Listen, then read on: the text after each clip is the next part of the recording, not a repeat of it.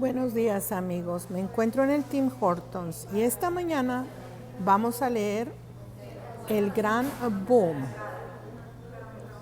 del libro La Era del Capital de 1848 a 1875 de Eric Hobsbawm. En 1849, pocos observadores hubieran predicho que 1848 sería la última revolución general en Occidente.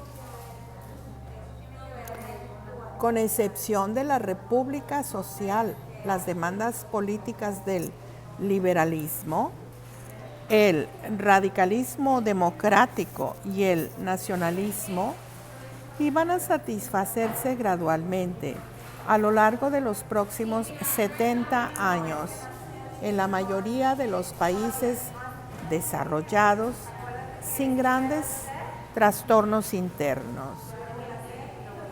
Y la estructura social de la parte desarrollada del continente iba a demostrar su capacidad de resistencia frente a los catastróficos golpes del siglo XX, al menos hasta la fecha.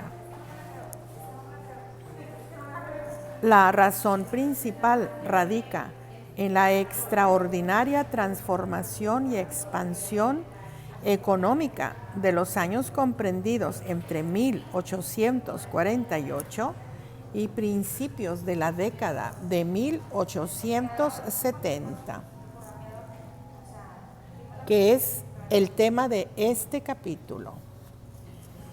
Este fue el periodo en el que el mundo se hizo capitalista y una significativa minoría de países desarrollados se convirtieron en economías industriales. Como es probable que los sucesos de 1848 la contuvieran temporalmente, esta época de avance económico sin precedente empezó con un auge que fue de lo más espectacular. La última y quizá la mayor crisis económica de la especie antigua, perteneciente a un mundo que dependía de las vicisitudes de las cosechas y las estaciones, había precipitado las revoluciones.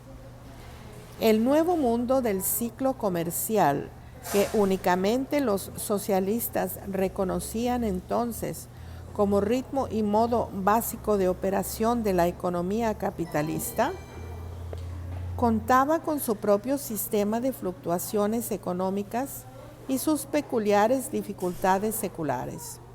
Sin embargo, a mediados de la década de 1840, la oscura e incierta era del desarrollo capitalista parecía estar llegando a su fin, y con ello empezaba el gran salto hacia adelante.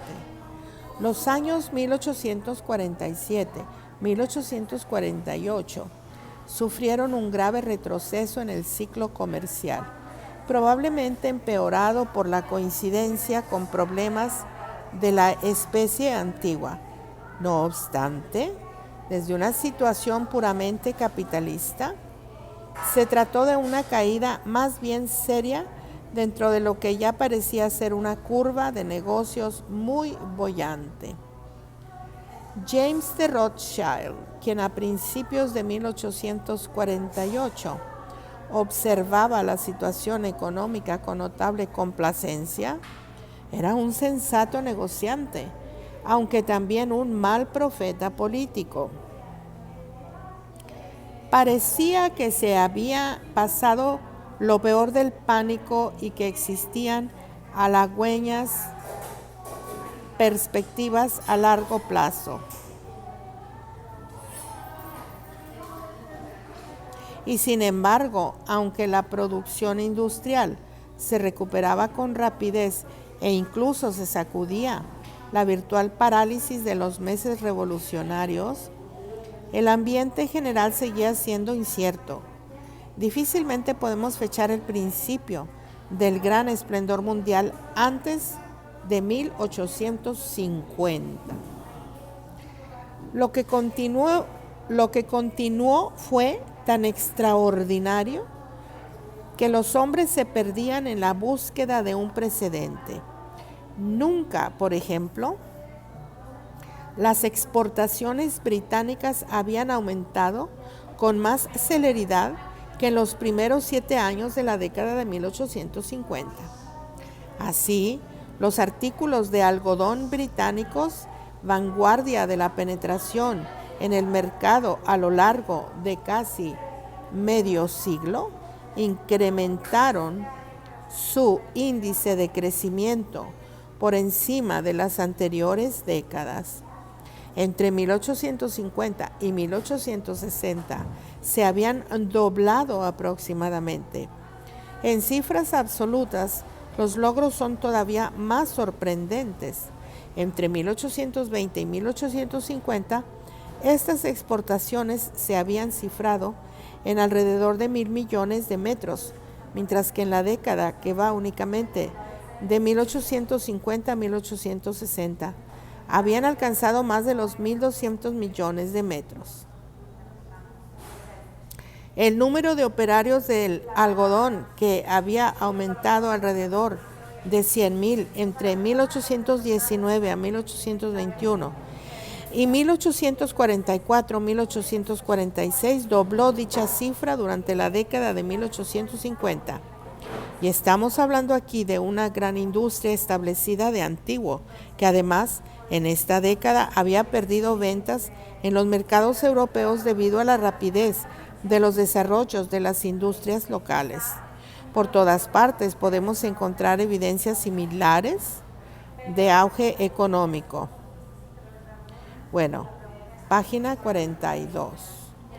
Y precisamente ayer estaba viendo un programa de Inglaterra, de la región suroeste, que se llama los Cotswolds, donde la economía inglesa se sostenía antes de la Revolución Industrial por la lana de las ovejas, que eran las mejores y que se vendían a toda Europa y me imagino que a los Estados Unidos, etcétera.